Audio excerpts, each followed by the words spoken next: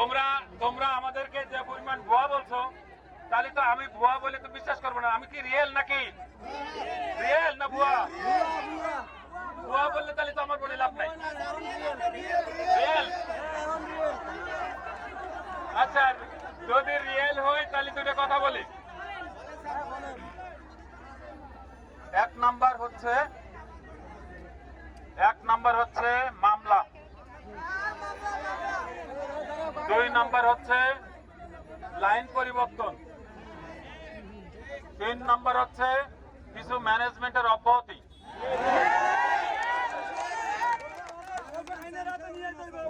4 number হচ্ছে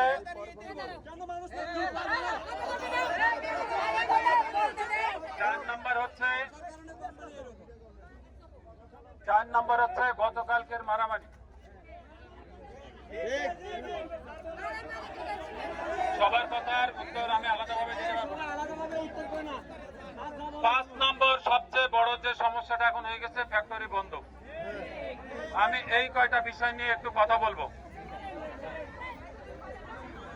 কথা বলার আগে একটা বিষয় আমি বলতে চাচ্ছি, সেটা হচ্ছে আমাদের বর্তমানে যে আগে যে 5টা পয়েন্ট বললাম, আর সর্বশেষ যে পয়েন্টটা যোগ হলো ফ্যাক্টরি বন্ধ, আমাদের সবচেয়ে আগে যে বিষয়টা দরকার সেটা হচ্ছে ফ্যাক্টরিটা চালু করা। ফ্যাক্টরিটা যদি না চালু হয়, বাদ বাকি যে 5টা পয়েন্ট, ওই পয়েন্ট কোনো সমাধান হবে না। প্রথমে হচ্ছে ফ্যাক্টরিটা চালু করতে হবে, কারণ আমি বিশ্বাস করি তোমরা যারা এখানে আছো এরা অনেক দায়িত্বশীল, এবং তোমাদের এই সিদ্ধান্তের উপরে এই ফ্যাক্টরিটার ভবিষ্যৎ অনেকাংশে নির্ভরশীল।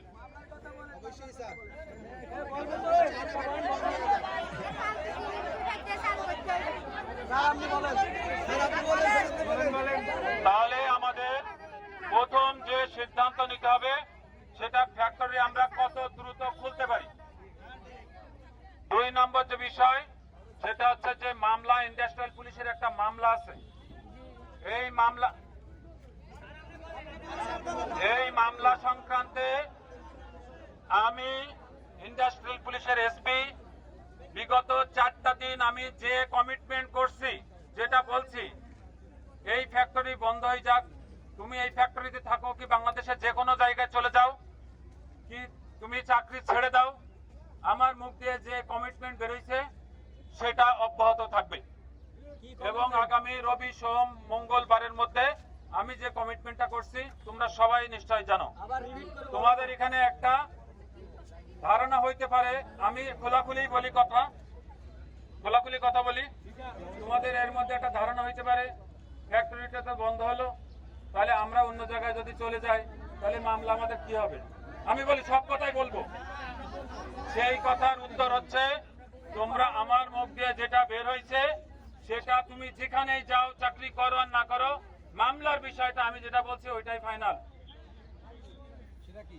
2 নাম্বার মামলার বিষয়টা যেটা হচ্ছে, যে মামলা আমরা প্রথম ইনকোয়ারি স্লিপ পাঠাইছিলাম, তোমাদের মনে আছে? ইনকোয়ারি স্লিপ হচ্ছে কিন্তু অভিযোগপত্র না, এটা মামলা তদন্তের একটা প্রসেস, যে নাম ঠিকানা ঠিক আছে কিনা। কিন্তু আমি ভিডিও করতেছো তো, এই জন্য ভিডিও করতে বললাম।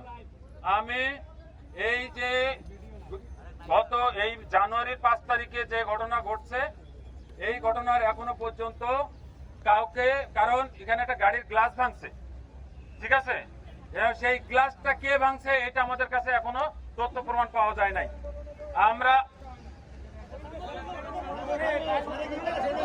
আমরা ধারণা করছি যে হয়তো গাড়ি এই জায়গায় হয়তো 100 মিটার দূর থেকে কেউ ঢিল ছুড়ে মারছে, এসে গ্লাসটা ভাঙছে, ঠিক আছে। সেখানে আমি তোমাদেরকে বলছিলাম যে আমরা 100%-এর মধ্যে 100% যদি সাক্ষী প্রমাণ না পাই, এই মামলা কোনোভাবেই তাকে হয়রানি করা হবে না, আমি বলছি। তাহলে তোমরা গত 3 দিনে মামলার বিষয়ে আমার মনে হয় তোমরা সবাই খুশি, কারণ একটা বিষয় আর একটা বিষয় তোমাকে বলি, যখন একটা সমস্যা হয়, যখন একটা মানে আনরেস্ট হয়, মারামারি হয়, তখন কারোর সুস্থ মস্তিষ্ক কাজ করে না। সুস্থ মস্তিষ্ক, যেমন তোমাদের এখন কিন্তু ভালো মন্দ সবার ওইভাবে কাজ করতেছে না, ওই বিষয়টাই আমার মাথায় আছে যে ওই জায়গায় সিসিটিভি ফুটেজে যাদের দেখা গেছে তারা ছিল, কিন্তু তাদের তো আমি ভাঙচুর করতে দেখি নাই, তাদের তো আমি কোনো পুলিশকে আক্রমণ করতে দেখি নাই। তাহলে আমি এক জায়গায় ছিল, সে কি ওই কারখানা না অন্য কোন কারখানার, এটা আন্দাজে তো আমি তার বিরুদ্ধে আমি চার্জশিট দিতে পারবো না। এই জন্য আমি বলেছিলাম যে 100%-এর মধ্যে 100% যদি আমি নিশ্চিত না হই, তোমাদের একটা লোককে হয়রানি করা হবে না। ইভেন তোমাদের 7 জনের কাছে 7 জনের ইনকোয়ারি স্লিপ পাঠানো হয়েছিল। তারপর যখন শুনলাম যে তোমাদের বাসায় পুলিশ গেছে, এখানে একটা বিষয় আছে, এমন এখানে অনেকে আছে যাদের বাসায় জীবনে কোনোদিন পুলিশ যায় নাই। এখন তার বাসায় বৃদ্ধ বাবা মা আছে, তার বাসায় ছোট বাচ্চা আছে, হঠাৎ করে পুলিশ দেখলে এখনো পর্যন্ত তারা কিন্তু ভয় পায়। এই কথাটা মাথায় রেখে আমি তৎক্ষণাৎ আমি সমস্ত থানার ওসিকে আমি নিজে ফোন করে বলছি, আপনারা এখন ইনকোয়ারি স্লিপ ফেরত পাঠান, আর কারোর বাসায় যদি ভুলেও কখনো কোনো পুলিশ যাবে না, এবং আশা করি তারপরে আর যায় না। আমি আমার কথা রাখছি। এরপরে যেটা বলছি তোমাদেরকে, যে কারো যেহেতু সম্পৃক্ততা পাওয়া যাচ্ছে না, আমি তোমাদেরকে বলছিলাম প্যাসিফিক গ্রুপের কারো সম্পৃক্ততা আমরা এখনো পর্যন্ত পাই নাই, এবং এই মামলাটা খুব দ্রুত শেষ করে নিষ্পত্তি করে দেবো। আমি বলছি, তোমরা খুশি হয়েছো? তোমরা খুশি হয়েছো?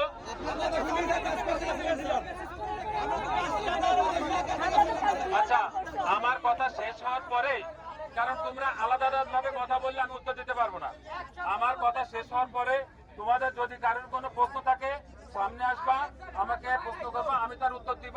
ঠিক আছে? সব উত্তর হয়তো দিতে পারবো না, যতটুকু পারি আমি চেষ্টা করব।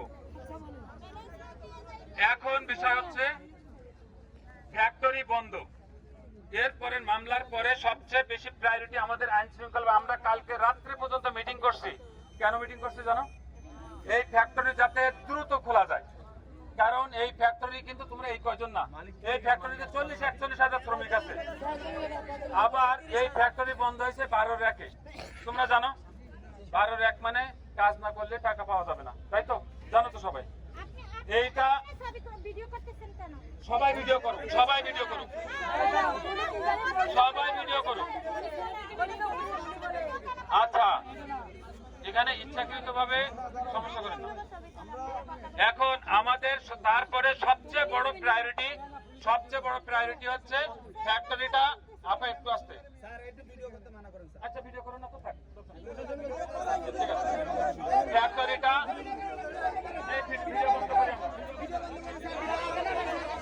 আচ্ছা আচ্ছা পুরা ভিডিও করো। তোমাদের ভিডিওটা আমাদেরকে দিয়ে দিও, তোমাদের ভিডিও।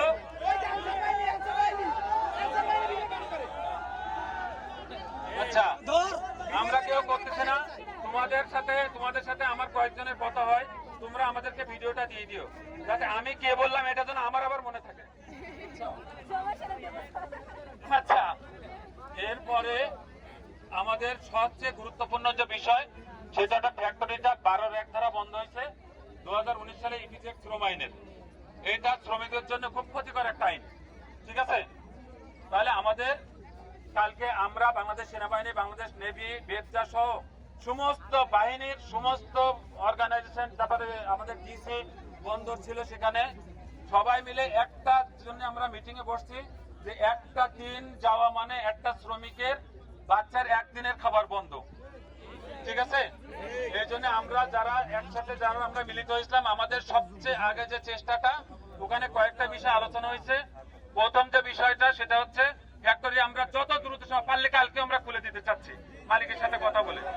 ঠিক আছে? 2 নম্বর যে বিষয়টা হয়েছে যে একটা মারামারির ঘটনা ঘটছে, এই মারামারির ঘটনা আমরা যেখানে যেখানে রিপোর্ট দেওয়ার আমরা অলরেডি রিপোর্ট দিয়ে দিচ্ছি। ঠিক আছে? সুতরাং সুতরাং সুতরাং সুতরাং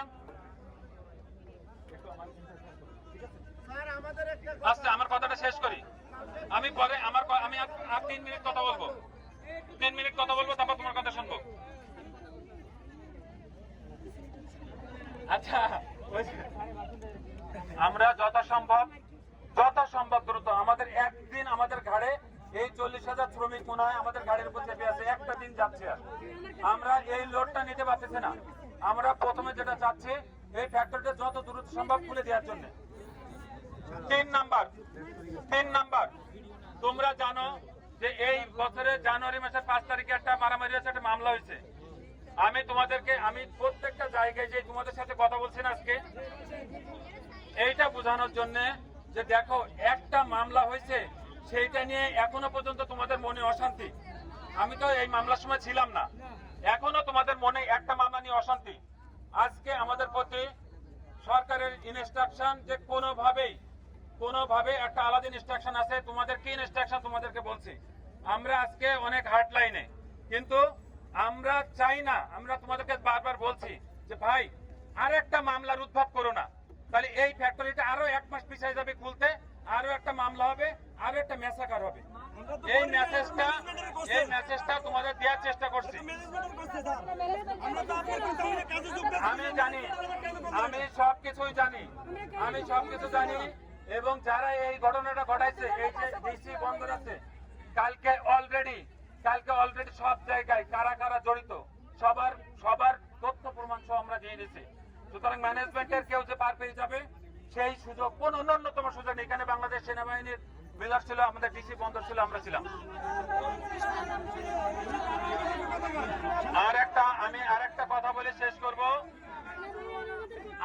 তোমাদের আরেকটা বিষয় ছিল, ভিতরের ম্যানেজমেন্টের একটা বিষয় ছিল, ম্যানেজমেন্ট পরিবর্তন সংক্রান্ত একটা বিষয় ছিল, লাইন পরিবর্তন সংক্রান্ত একটা বিষয় ছিল। লাইন পরিবর্তনের বিষয়টা আমরা এর মধ্যে, তোমরা নিশ্চয় যে এই ফ্যাক্টরির ম্যানেজিং ডিরেক্টর তানভীর সাহেব, ওনার একটা ভয়েস মেসেজ তোমরা পাইছো যে লাইন পরিবর্তন করা হবে না। তাহলে এটা গেল।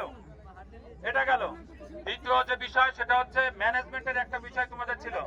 এই বিষয়টা আমরা আইন শৃঙ্খলা বাহিনীর থেকে বেরচার সকল পক্ষ থেকে আমরা তাদেরকে অবহিত করছি এবং এই বিষয়ে আমরা কাজ করে যাচ্ছি। কিন্তু ফ্যাক্টরি যদি না খোলে তাহলে এই কোনো কার্যক্রমই কিন্তু শুরু করা সম্ভব না। আমরা সবাই মিলে চাই ফ্যাক্টরিটা আমরা যত দ্রুত সম্ভব খুলে বাদ বাকি সমস্যার সমাধান করব। একটা অনুরোধ, এখান থেকে সবাই আমরা আজকে বাসায় চলে যাব। আমরা এমন কোন পরিস্থিতি তৈরি করব না যে এখান থেকে আরেকটা মামলার দিকে যাক, কারখানা আবার 1 মাস বন্ধ থাক। এখানে এতটুকু বক্তব্য। যদি কারোর কোনো প্রশ্ন থাকে, সামনে আসো, সামনে আসলে আমার কাছে করো, আমি সেই প্রশ্ন উত্তর দিব। আসসালামু আলাইকুম ওয়া রাহমাতুল্লাহ।